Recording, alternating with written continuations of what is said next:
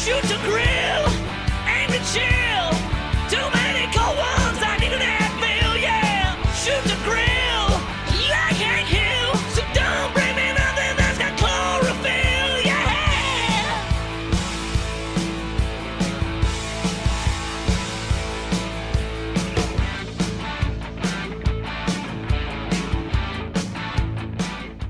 So welcome to Shoot to Grill, the podcast that mixes grilling and entertainment all in one here at the beautiful Atlanta Grill Company in beautiful Roswell, Georgia. My name is Jason Bailey, and each and every episode, of course, joined by Sheed to my far, far left, because he is the master of the grill, and he's going to cook up some amazing food once again for us here. And we always have an awesome special guest. And this week, it doesn't get much better than this. The bassist for the band Autograph. Turn up the radio, man. Randy Rand, how are you? I'm doing well. How you doing, my friend? Oh, dude, this is great. So we are going to eat some food. So here's the kicker, though, and this is great. Yeah. And you rock stars, you're all vegetarians. What is it with the vegetarian thing? High blood pressure. Years of touring. Years of touring. High cholesterol. High cholesterol, all right. So you requested something, obviously, not meat this week, which we will totally happily oblige. So we're going to do black bean burgers for you, Randy. I love them. Yeah. And Sheed, how are you going to cook those up? We're going to cook them over on the KJ, and I got it going right now. It's creeping up at about 5. Just going to quickly sear these things. Put them in the cast iron, saute them up with some nice mushrooms, and enjoy. Nice buns we got provided for us. I think Terry provided us with these patties as well. Yep, Terry Smith, AtlantaSteakandSeafood.com. He's been supplying the meat for us. And I went to him, and he was like, what are we doing on the podcast this week? And I said, well, Randy Rand is here, and he's a vegetarian. So what do you got? And he's like, well, does he eat fish? I said, no, he doesn't. You don't eat anything. Vegetarian. Well, like sometimes people are like vegetarian and they'll eat like shrimp or chicken. Or, they do. That's pescatarian. Well, it's a something Aryan, but they I'm a meatitarian. They just like they'll do chicken and shrimp and stuff like that, but they won't do red meat. Right, exactly. But you're straight up veggie. Straight up veggie. So black bean burgers. Black bean burgers. That's okay. That's great. Okay. Is that what we have at the Randy Rand household? A lot of times. Yeah. What do you eat? I eat a lot of stuff. Like grass or what? No, I love that question. Do you just graze out back? I grill a lot of stuff, a lot of casseroles, a lot of pasta. Yeah, Okay, a lot of pasta. Nice. So you met in the grill. What's your favorite thing to grill? I like portobello mushrooms, the big ones. Oh, Stuff nice. them up a little bit. Yeah, those. deal. Throw them on the grill. Yeah, put a little cheese. Oh, Yeah, I can do cheese. Yeah, All right, there we go. lot of cheese. So you're gonna sear them a little bit, so they're gonna be a little crispy on the Kamado Joe. Yep.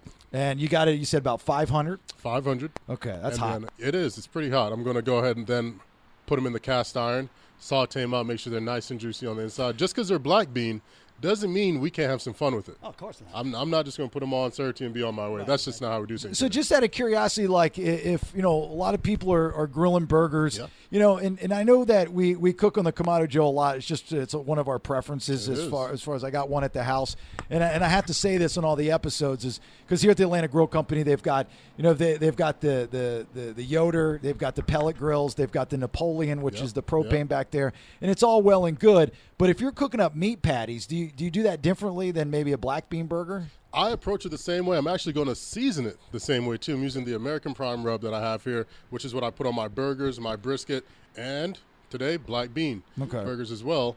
Season it just lightly. Just get that same sear. Treat it the exact same way. Everyone thinks just because it's not a meat patty, you got to go crazy with it and can't really enjoy it. No. Grill it like you would any other patty. Okay. And it really probably won't. I mean, obviously it's going to taste a little bit different, but, I mean, do you miss meat at all? No, not anymore. No. No? No. You don't see a steak or something, you're like, I maybe once in a while. Yeah, yeah, I would think so. All right. Well, this seems pretty easy, but it's all about the after effect. It's all about the seasoning. It's all about, what you're going to do to it that makes it special. And at the end of the podcast, Sheed will come back with our food, and he'll go back and explain what he did. And you'll get a good look at it on the grill cam. So, we say this a lot on Shoot to Grill. It's one thing to throw something on the grill, but it's another thing to do it right. And she does it right. I'm sure a lot of you do it right. but it's the seasoning, it's your own preference, and it's the meat. You got to get good. And Terry supplies us with the best stuff. So I'm guessing there's a different grade of a black bean burger, even like the steaks that we've been doing. Yeah, he's been real grades, good. definitely different grades. So you see one black bean burger, you're like, that looks like some of my dog did out back, and then there's like, this is a good black bean. Sometimes you got some stuff that look like hockey pucks. What we've got today, they look delicious. They look real good. I'm all about meat here and there, but this, I'm looking forward to it. I'm looking forward to these. Excellent. All right. So go get grilling for us, Sheed, please. Will do. And Sheed's probably going to use one of his many spices. He's got new labels here. PhillipsBBQCo.com. He's a big Godfather fan, so you see a lot of the Godfather artwork that Sheed puts on here. But this stuff is amazing. Atlantic Grill Company's got theirs. Sheed's got his. So we'll have some food here in about 20-some-odd minutes. He's going to take his time. Awesomeness. I want to talk some rock and roll. All right, you got it. Yeah, I heard that you were into that. A little bit, yeah. So you look at a band like Autograph, okay? You have the big hit. And when it pops, radio was different in the 80s than it is today, obviously. Where were you when Autograph popped on the charts and you knew you guys had something that the crowd was going to sing along to? It took a while. It took a while. And I remember hearing it on the radio in one of the tour buses. I'm going, hey, we're going to do well. 4 months later, it was still kind of dead. Yeah. And then a whole bunch of DJs started using that as their entrance song. Really? Yeah, and well, so of course. That's what we got. And then RCA said, okay, let's go make a video. And after the video hit and everything, it went through the ceiling. See, what I'm imagining, you seen that Tom Hanks movie, with the Wonders? Oh, yeah. That thing you do. I'm picturing Randy Rand, Sunset Strip, early 80s, walking down the street, and you got earbuds in, old school earbuds, and you hear it on the radio, and you start running down to meet the rest of the guys. Oh, yeah, of course. Of course. So the song pops, and after that, I'm guessing it was a roller coaster. Absolutely. I mean, after we did the video, it was like, whoa, we got into heavy rotation, and it's like, then we grabbed, after the Van Halen tour, we hadn't been signed yet, so we'd already been playing major concerts. Van Halen, the first big tour? Not the first one, it was 1984 tour. Oh, so you were on the 1984 tour with Van Halen, but was that the first big tour that you were with a big band like that? Yeah, but we didn't have a record deal or anything. We didn't even have the name of the band until the first day we went there. Really? Yeah, I was playing with Lita Ford, and the other guys were playing in other bands, and me and the lead singer at the time, we've been writing together. This is awesome, years. by the way. I love this stuff. Go ahead, yeah. We were writing together, and we were in a band called Wolfgang for 6 years in the 70s, and so we did demos together, me and Plunkett did, and then out of the blue, I'm working on Lita Ford's second album, and he goes, Randy, you want to go on tour with Van Halen? I went, sure. And I didn't even know the guys in the band. I just knew him. We had like 3 rehearsals. Next thing, we were in a Winnebago going to Hollywood, Florida. That's awesome. Yeah. So were you were there 2 opening acts for that tour? Nope, just us and them. Just you and them. How did the crowd react to you guys? They reacted to us well, except in Memphis. Why? What happened to Memphis? We got hit so many times with beer bottles. They didn't like you? Nope. Why not? I don't know. They who the hell are you? Oh, so they weren't familiar with the band. No, they weren't familiar. That's that kind of sucks when you go to a city and you're playing, especially like a lot of bands will play the songs. You got to get all especially the new songs. Right. A lot of people look at that as kind of the bathroom break or whatever. But when you're playing songs, you're not playing the hits or the hit.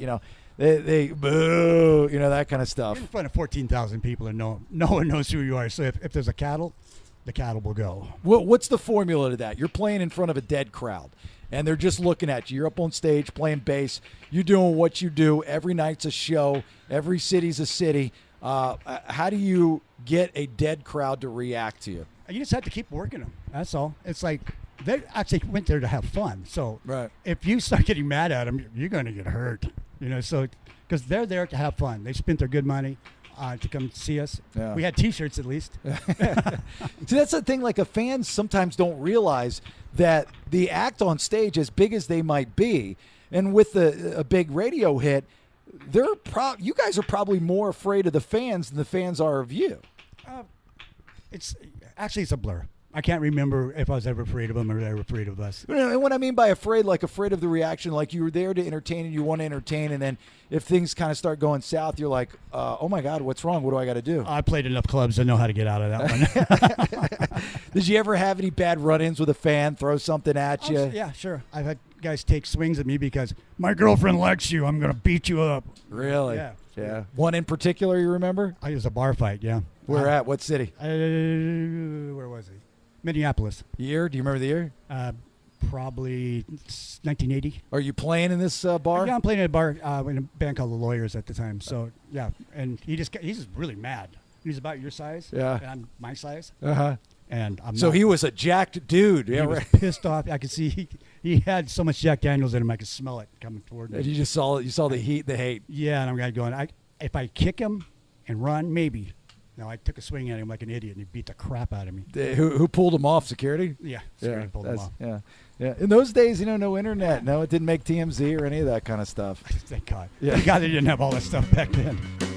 Hey, give us 30 seconds so we can thank some good people for making this happen. Big thanks to Northside Tool Rental for sponsoring Shoot to Grill. Any and all of your tool rental needs with 5 Atlanta area locations. From chainsaws to track loaders to wood splitters, I've rented just about everything from Northside Tool Rental.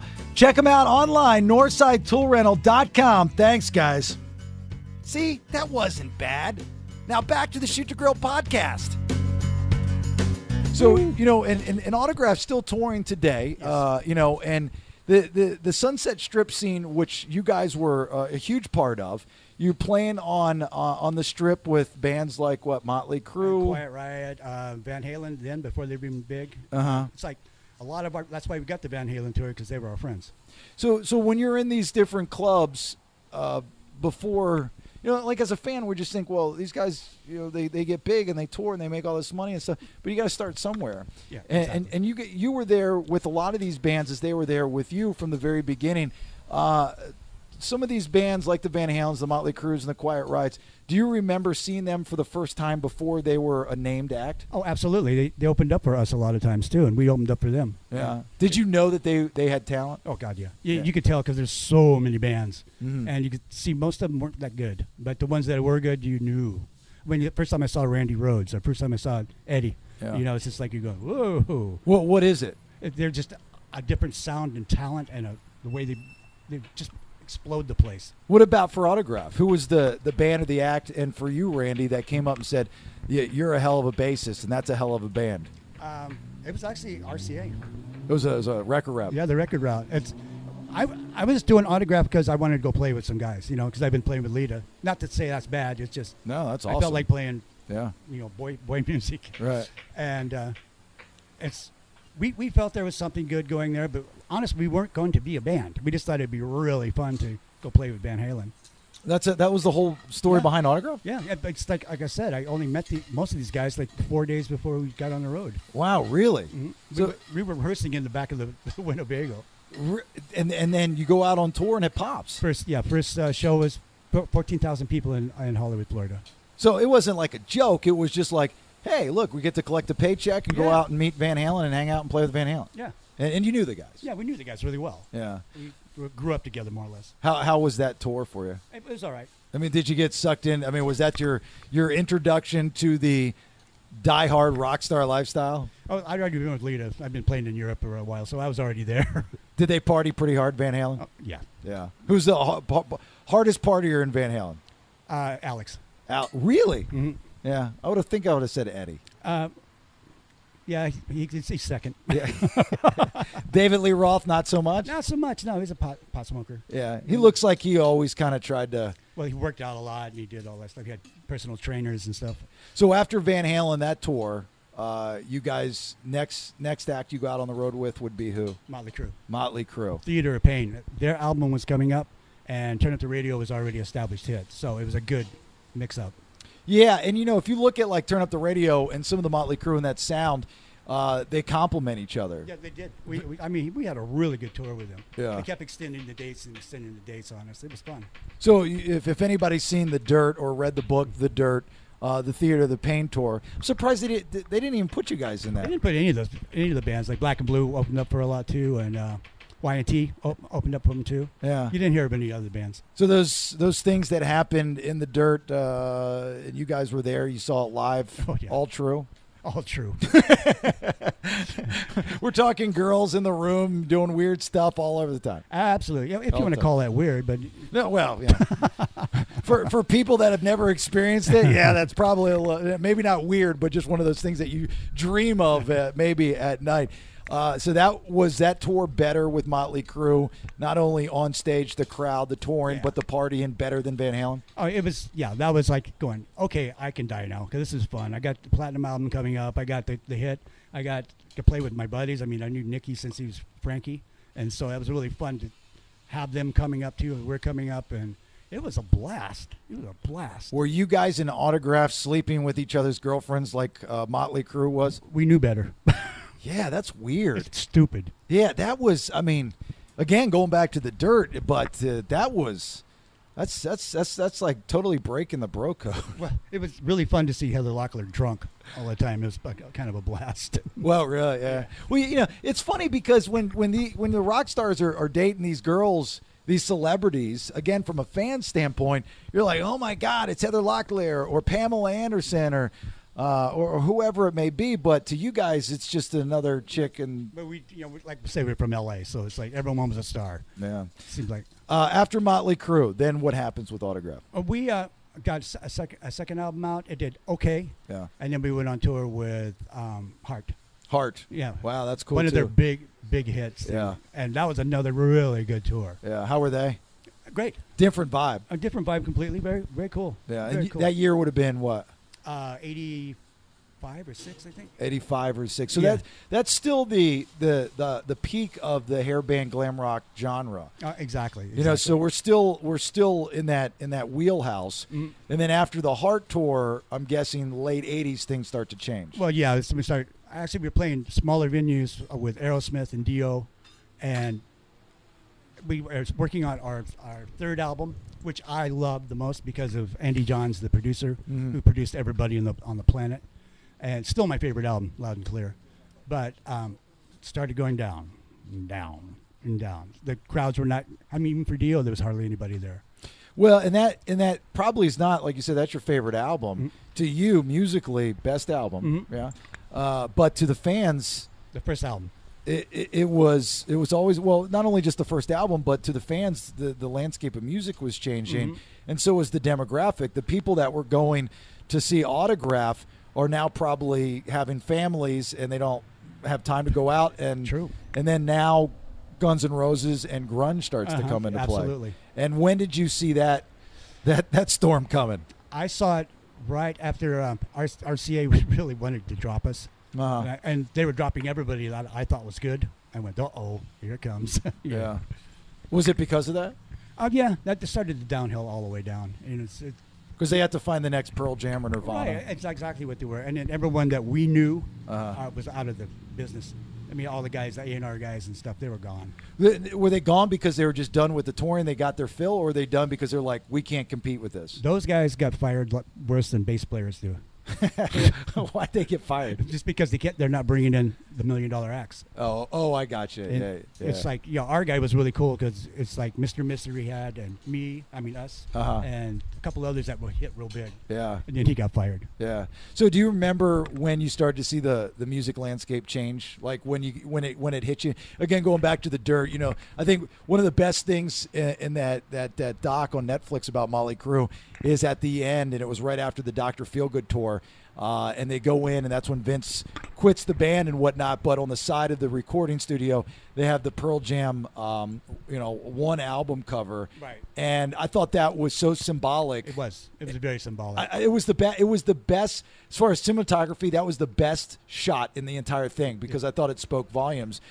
Growing up enjoying both the '80s hair band stuff. I'm a big Poison fan, and then getting into the '90s. With Nirvana and Pearl Jam and all those, I fell in love with the grunge era stuff. It must be tough because that's your that's your lifestyle, and you can't just switch.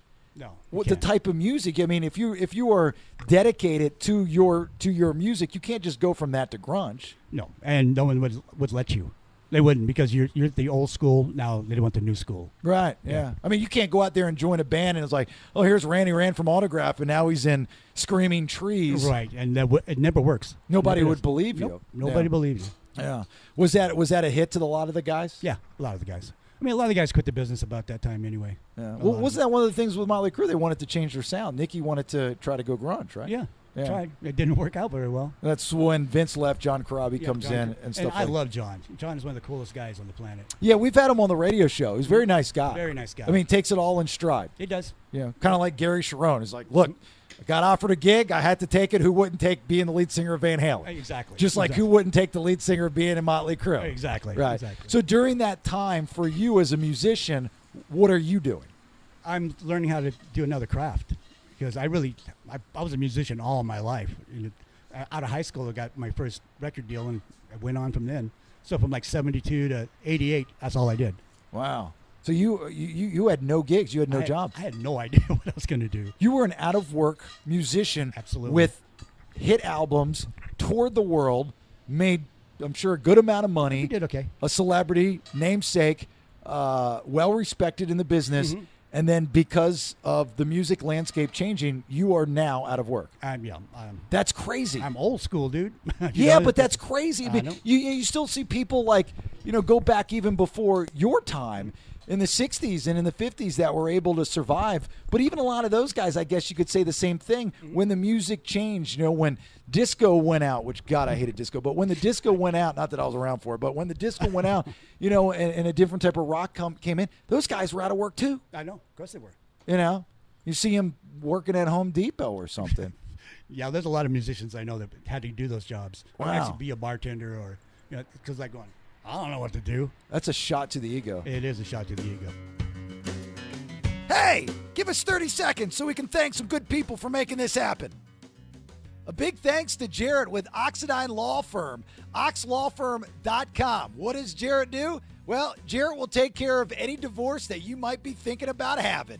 He handles divorces in the state of Georgia and especially the greater Atlanta area. oxlawfirm.com. Thanks, Jarrett. See, that wasn't bad. Now back to the Shoot to Grill podcast.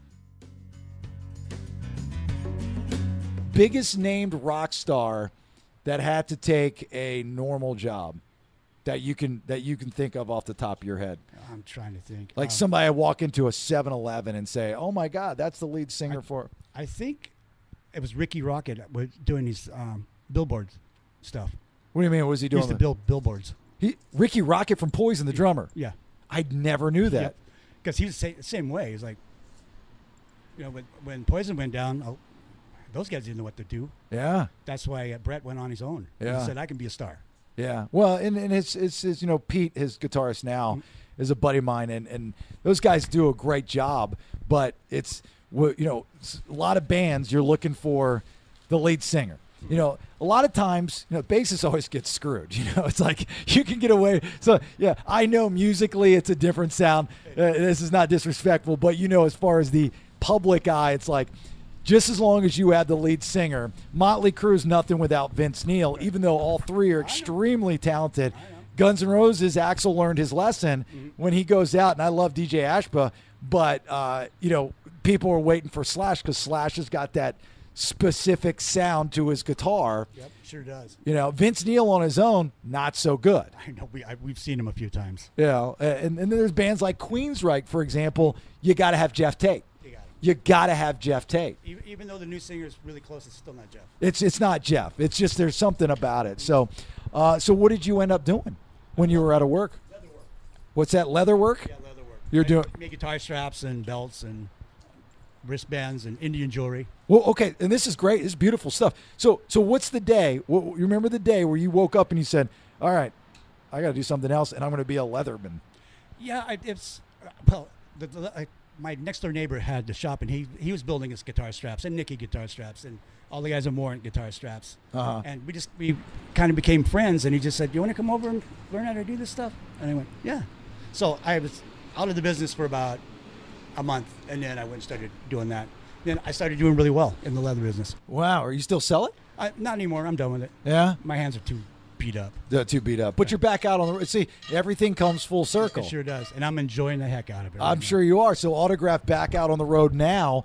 And those people that left you high and dry for that gap, they're back because their kids are all grown up and now they can go get that piece of nostalgia. What do the fans from back in the day, when you meet them now, what's a common occurrence? What do they say to you? It's weird. It's like a lot of them come up and say, I remember when we were sitting in a bar talking to each other and said, I love your band and love this, and you guys are always so nice to us. And I haven't heard one of these people come out and say, you know, you guys suck and I hated you. That's good. That's know, kind of rude if they would. But I've heard plenty. Have you ever run into an old groupie? An old groupie? No, I haven't. I'm so glad. Oh my God, that would scare the living daylights out, especially if you don't remember her. Yeah, but you wouldn't. Yeah, well, I know that's the thing. You're not going to remember her, but she's going to expect you to remember you. She's going to be like, or I'm going to write a book about you. Yeah, exactly. Wreck your life. And wreck your life and talk about it, all the dirt behind the scenes. You know, and there's a lot of it. And you look at the bands that broke up. Do you think a lot of these bands that broke up because the music landscape changed? Or is it just because they couldn't get along? That's a little bit of all that. I mean, especially when the landscape started changing, everyone's ego and anger got a little bit thicker, too. So people that you really liked, you started not to like so much anymore. Yeah. Tough to be around. And I'm sure it was... Well, I know this for a fact. Then it wasn't as politically correct on how to handle things. You sure wasn't. You handled things differently. You had an issue with whomever. How would you handle it? Just take them in a corner and start yelling at them. Okay. And sometimes a slap here and there, or knock them off the feet. And even with another band, that's how you'd handle it. Oh, of course. Yeah. Nowadays, you probably go through your manager that goes through the label. And then who are you going to sue? And it's a whole different thing. Who did you have the biggest issue with on the road? If you don't want to say, that's fine. I'm not trying to get dirt. I'm just curious on. I mean, I'm sure it's all water under the bridge now, but probably Eddie Van Halen. Oh, really? Yeah. Was he not cool or just a little egotistical? He's just crazy. Crazy. Just straight out batshit, man. He's crazy. Crazy how? Like crazy. Like you never know what he's going to do. Really? From minute to minute. Is he still like that today? You know. I don't know. I haven't seen him for a while. Yeah. He looks like he's a little more under control now. So not your cup of tea. Yeah. Yeah. I got you. I understand. I won't ask anymore. I understand. He's not the most friendliest guy. He's not. Yeah. You know, that sucks because you see some of these guys and you're like, I bet you that guy's a dick. You know, and then, you know, being in the radio business for, 20 some odd years, some are. You know, and one of the things that drives me nuts about rock stars is that when you're there with them from the very beginning and you see them grow and you help them grow from a radio standpoint, radio is not anywhere near as appreciated as it was. Oh, God, no. You have a song about we depended on you guys. I mean, well, you had a song with radio in the title. Exactly. You know, and they just kind of taken for granted. And it's not like you want to be the best as the buddies, but you just show a little respect when you see them. Some of these guys and... Yeah, it's like, forget you, man. We're doing our thing, and that's just not cool. Yeah. You know, it's almost funny if you think about your guy's big hit. You know, radio is, even though it's never going to be a dying medium. Right. You know, you look at songs with jukebox in it right. or radio in it. It's like, now you'd be like, turn up the streaming, man. Right. Exactly. Hurry up the download. Exactly. She's going to bring over our black bean burgers. While he's doing that, one last thing I want to talk to you about. All right, brother. Rock and Roll Hall of Fame. Yes. Your opinions on the Rock and Roll Hall of Fame? It's not really the Rock and Roll Hall of Fame. It's the Music Hall of Fame, I think. Well, that okay, I get that, but do you think that they should open it up and let all these? Oh, that looks delicious. It does. They should let rap and different genres in there. That's a tough one, man. It's because it's called Rock and Roll Hall of Fame. Yeah. So I guess no, I don't think they should. You don't think they should? Are there bands, or I know there are, but what bands that aren't in the Rock and Roll Hall of Fame right now should be in the Rock and Roll Hall of Fame? Motley Crue. Motley Crue. Definitely, because they did change the face of things. I think next year might be their year. Might be their year. And you got I don't think Judas Priest isn't in. I don't think no. I think they pissed someone off down the line. Yeah, it's very political. It's very political. Yeah. You see some of the bands that show up, and now you're starting to get into the '90s bands that are making it when they're first ballot bands, right? Which is cool. Like the band Oasis, for example. I think in 2020 they'll be up for the first time probably to be in, and whether they make it or not, like bands like Foreigner. Yeah, those bands. Can't even believe that they're not in. I know. And they're making a good run right now too. They're all back together, kind of thing. So. The ones that are alive, yeah. Yeah. Have you ever been to the Rock and Roll Hall of Fame? No, I haven't. No, never gone. Nah. Not interested. Not really. What if Autograph was? I would go. You would go. Okay, so that's different. You got to be put into the Rock and Roll Hall of Fame to go. Yeah, absolutely. Of course, I understand that. All right, so Randy Wren, from the band Autograph, joining us for Shoot to Grill, which we appreciate your time, brother. I mean, you're the Truly, best. bro. Thank you You're for coming, one of the brother. greatest guys. I love talking this stuff with you, and you're so cool about it. So, a vegetarian, as we stated earlier in the podcast, so he requested these black bean burgers, which are phenomenal, from AtlantaSteakandSeafood.com. And you can order them anywhere you're at. You don't just have to be here in Atlanta. You can be anywhere. So what did you do again, Sheed? We cooked them on the Kamado Joe. We cooked them on the Kamado Joe, seared them, got them up there at 500, literally seared each side. I see your face. You're kind of excited right there. No, I'm really excited. This Yeah. looks delicious. Thank No, you. seriously. Thank you. Seared it quick, each side. Treated it just like a regular burger. Finished it off in the cast iron. Hit it with some mushrooms. Hit it with some of that American Prime. Got everything nice and juicy and flavorful. Brought some of my special homemade pickles too. So Love me some pickles. So can't wait Rach, for my you guys wife's to buy over them. there. She's a pickle fiend. You haven't seen the look she's been giving me over here on the cutting board. Like, I'm in fear for my life here. I need security. She is a pickle fiend, dude. She saw the bag come out and she just lunged at me almost. We go up to Paradise City, which, by the way, paradisecity.com. We go up to Paradise City, our cabin, which can be Airbnb'd. And there's a place up there that has these pickles. Nice. And she comes out with, like, cases of these pickles. So and she's not... Yeah, well, she's not pregnant or anything. She's like loves pickles. Well, next week I'll make sure I bring some pickles. Weirdo, just eating pickles all the time. All right, our guest first, please. Please take that. These bite. black bean burgers are for you. They are. They are they're specially made for Randy Rand. All right. And they're done to perfection because in my world there's no one better that cooks on the Kamado Joe better than me. I mean, Rashid. PhillipsBBQCode.com is Sheed's website. All right. Now you can be honest. We'll just edit. Yeah, if you don't like it, we'll just edit you out. Don't hurt my feelings. It's fine. Is that how you Just do because it? I'm this big doesn't mean I don't cry. Is that okay? So he did done good. He did done good. All right, I'm going now. I'll take that. There we go. These Thank look. you, brother. I mean, these Thank look you, brother. phenomenal. Thank you. You know I do all right. Oh my god, dude! It tastes like meat. Sorry, Randy. I'm a meat guy. That tastes like meat. That is really, really good. We had a crowd over there. They want some black bean burgers. I think we have enough too. I think I should probably bring some over there. No, that's fine. They can wait. This is really so. Outside of cooking the actual black bean burger, right? With your seasoning, what seasoning did you put on? American Prime. American Prime, and in that is what?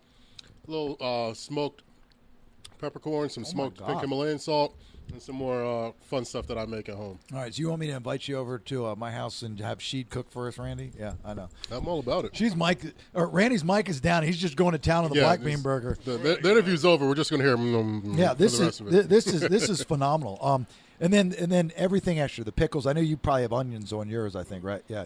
And I'm not an onion guy, but this is great. This is good stuff. Yeah, those homemade pickles, it's delicious, man. All right, Thank so you, brother. make sure that when watching each and every episode of Shoot to Grill, you're checking the website because Sheed is going to have a rundown of exactly how he's cooking. Now, everybody's got their own thing. Exactly. You do you. You know, this is just how we're doing it, and it's amazing. It's really good. Hope you enjoyed the conversation with Randy Wren. If you see Autograph in your city, go and see the fellas.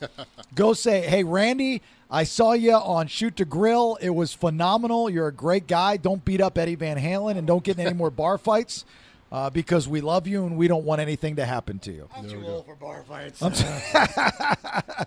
AtlantaSteakandSeafood.com, AtlantaGrillCompany.com. They will ship a Kamado Joe to you wherever. They also have so many other things inside the Yetis, any utensils. The Yoders, everything you need. Cutting boards. They've got a great cutting board selection. Every guest that we've had on the podcast has walked out with something from Atlanta Grill Company here in Roswell, Georgia. And then creategraphics.net, Ryan and everybody over there. Thank you very much for helping out with this project. Randy Rand, Autograph. This episode, Shoot to Grill, is done. Thanks again. Bye. See ya.